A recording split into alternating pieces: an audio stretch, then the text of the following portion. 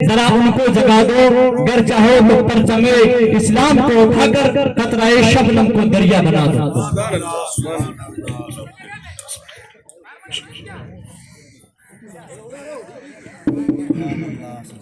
ورحمۃ اللہ تعالی وبرکاتہ۔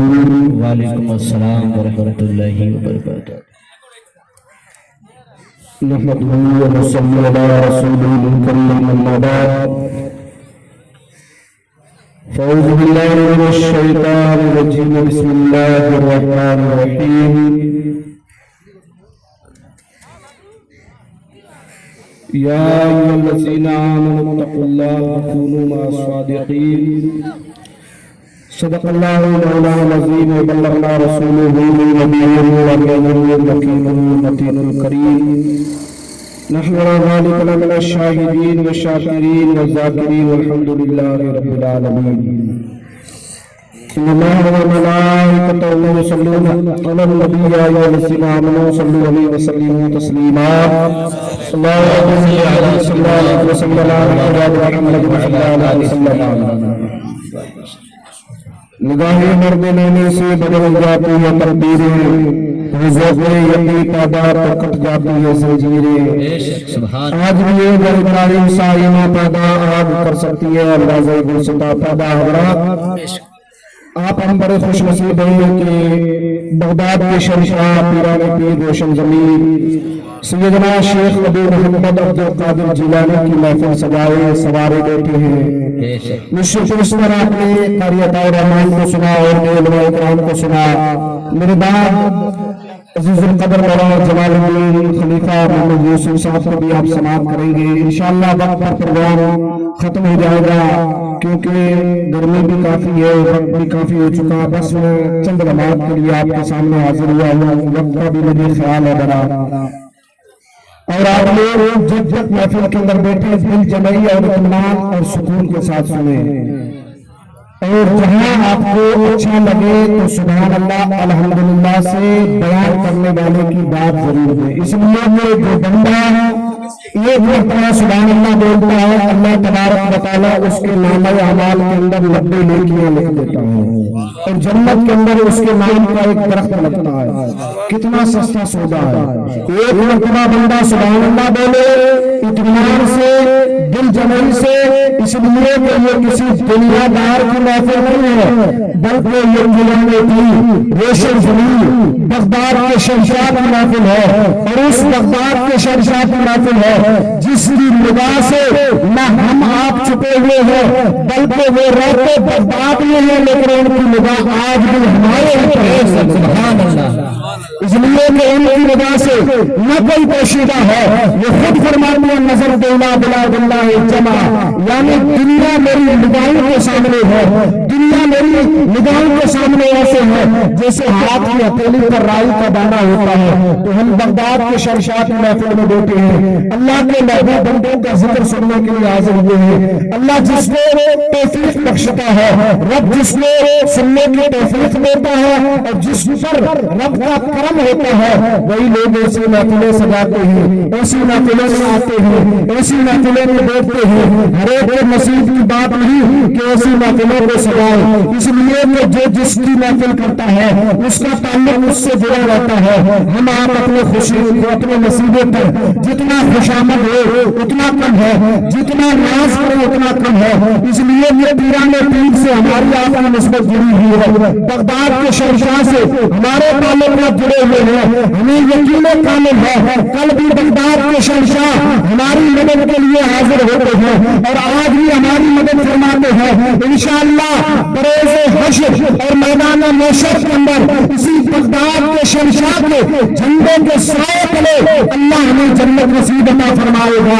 اس لیے کہ ہماری نسبتیں کسی ایسے سے نہیں ہے ان سے جن کے بارے میں قرآن نے کہا یا ایھا الذین آمنوا اتقوا اللہ وکونوا مع الصادقین، اے ایمان والے اللہ سے ڈرو، سچوں کے ساتھ ہو جاؤ۔ یار جن کو قرآن سچا کہے، جن کو رب کا کلام سچا کہے، جن کو رب سچا کہے، ان کی سچائی کتنی ہو سکتی ہے، ان کا مقام کتنا بلند ہے۔ دنیا کے اندر ہر ایک سچائی کا دعویٰ کرتے ہیں، میں بھی کہتا ہوں میں سچا ہوں، آپ بھی کہتے ہیں آپ सच्चे हैं, लेकिन कुरान कहता है कौन सच्चे हैं? कुरान में कहता है अल्लाह वाले सच्चे हैं, रब के बरगुज़ीदा बंदे सच्चे हैं, अल्लाह के नेक बंदे सच्चे हैं, बल्कि औलिया अल्लाह सच्चे हैं, अल्लाह के महबूब बंदे सच्चे हैं, पीराने पीर की जात सच्ची है, सैयदना शेख अब्दुल कादिर की जात सच्ची है, और ख्वाजा हिंदल वली की जात सच्ची है, हिंदल शाह कामिल की जात सच्ची है, गुल मोहम्मद शाह की जात सच्ची है, और पीर मीर मोहम्मद शाह जिलानी की जात सच्ची है, बल्कि मेरा खलीफा की जात सच्ची है, कासिम वली की जात सच्ची है, बल्कि मैं बढ़ कर कह दूं कि जो अल्लाह के वली होते हैं वही सच्चे हैं और वही सच्चे कहलाने के हकदार हैं। नारे तकबीर, नारे रिसालत और हमारी आपकी निस्बतें जुड़ी हुई है।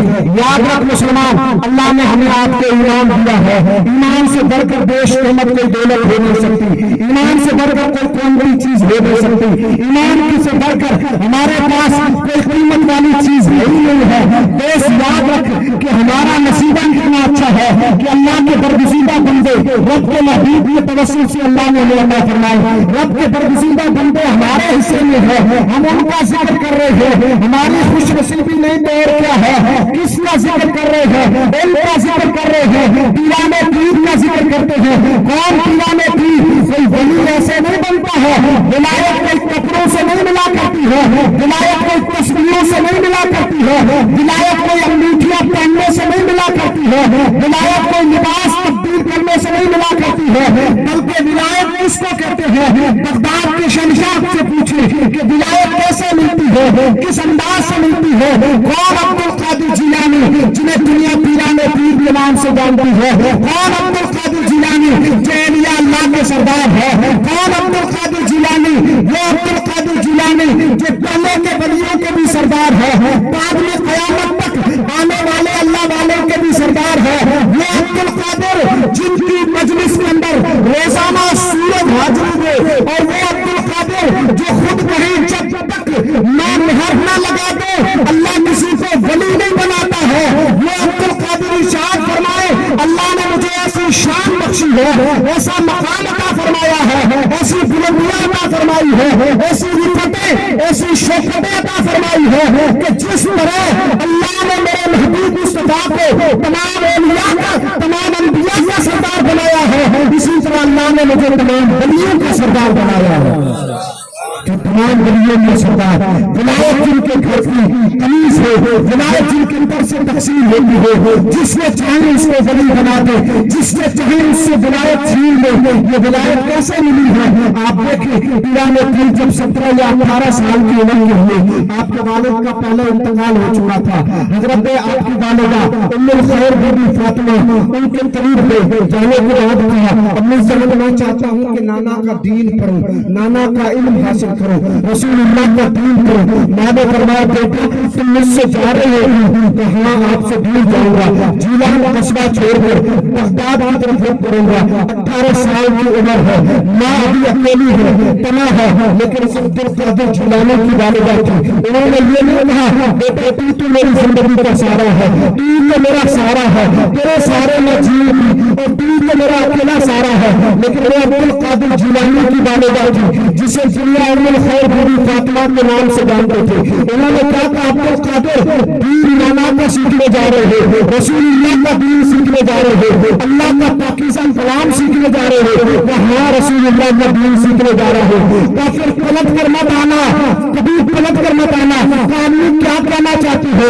क्या चाहती ये हो अब वापस मुलाकात नहीं होगी आपकी मेरी? का क्या मतलब? कब तुम जाओ दीन पढ़ो, रसूलुल्लाह का दीन हासिल करो, तो फिर मुलाकात कब होगी? का मुलाकात मैदान महशर के अंदर होगी, और मैदान महशर के अंदर मुलाकात होगी। और वही अब्दुल कादिर जब बगदाद पहुंचे और इल्म हासिल किया और ऐसी मंजिलों को दूर किया कि तारीख ना लिखता है, खुद पीराने पीर कहते मैं 17 साल या 12 साल बगदाद के जंगलों के अंदर रहा, और वहां के पत्ते मैंने खाए, भूख इतनी मुझे सताती थी, कई दिनों तक भूखा प्यासा रहता था, और बगदाद के दरख्तों के पत्ते खाकर जिंदगी गुजारी। और एक मर्तबा को कहते हैं बगदाद से दूर निकल गया, देखा कुछ खा पी लूं और कुछ पत्ते खाओ, वहां पहुंचा तो मेरे से पहले 17 दाल पहले भूखे तड़प रहे थे। मैंने कहा गलियों के सरदार हो, इतनी मुसीबतें कैसे बर्दाश्त करी, इतनी तकलीफें कैसे बर्दाश्त की, इतनी मुसीबतों का सामना कैसे किया। अरे ये तो कुछ नहीं है, बल्कि अब्दुल कादिर कहते हैं लोग मुझे मजनू कहते थे, लोग मुझे भगा देते थे, लेकिन फिर अल्लाह तबारक व तआला ने मुझे वो शान अता फरमाई, वो मकाम मिला। वो कैसे मिला? तो कहा कि वो इस तरह मिला कि दरस्तुल इल्म हत्ता सिर्फ कुतबन, कि मैं इल्म पढ़ता गया, रसूलुल्लाह का दीन पढ़ता गया, दीन पढ़ाता गया। अल्लाह ने मुझे कुतबियत अता फरमाई और फिर वो मंजिल अता फरमाई।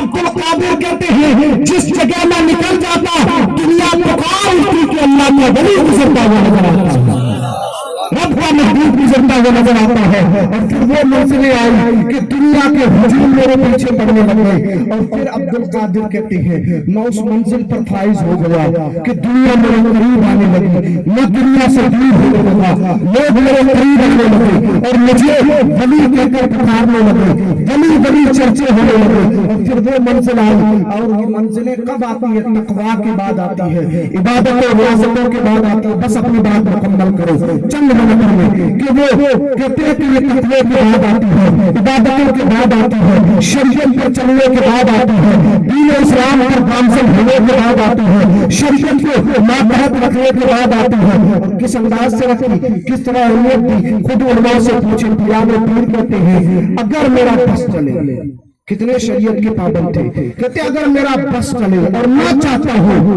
कि बेनमाजी को अब्दुल कादिर बगदाद के कब्रिस्तान के अंदर दफन होने की इजाजत नहीं देता है, यानी बेनमाजी को अब्दुल कादिर अपने कब्रिस्तान में भी दफन होने की इजाजत नहीं देता है। अब गौर करो वो मरीद जो अपने आप को पुराने पीर के मरीद कहते हैं, अपने आप को बगदाद का मानने वाला कहते हैं, अगर वो बंदा नमाज नहीं पढ़ता है पर हकीकत में वो कादिर का सच्चा मुरीद नहीं हो सकता है। इसलिए कि अब्दुल कादिर का तो वो फरमान है कि बेनमाजी की वजह से बरकतें उठ जाती है, मनुष्यत आती है, नईसतें आती है। याद रख मुसलमान, इज्जत चाहता है, वकार चाहता है, बुलंदी चाहता है, रिफत चाहता है, शान शौकत चाहता है, सर उठाकर जीना चाहता है, दुनिया के सामने आंखों में आंखें डालकर बात करना चाहता है तो अपने ईमान पर मजबूत और रसूलुल्लाह के दीन में दामन थाम, नमाजी बन, दीन में सच्चा दाई बन, अल्लाह तुझे इज्जत अता फरमाएगा, अल्लाह तुझे वकार अता फरमाएगा। मुसलमान तेरी इज्जत न हवाओं के अंदर उड़ने में है, न फिजाओं के अंदर परवाज करने में है, न फलक पे इबारत खड़ी करने में है, तेरी इज्जत अल्लाह की बारगाह में झुकने में है। तू झुकना जा, अल्लाह तुझे इज्जत अता फरमाएगा।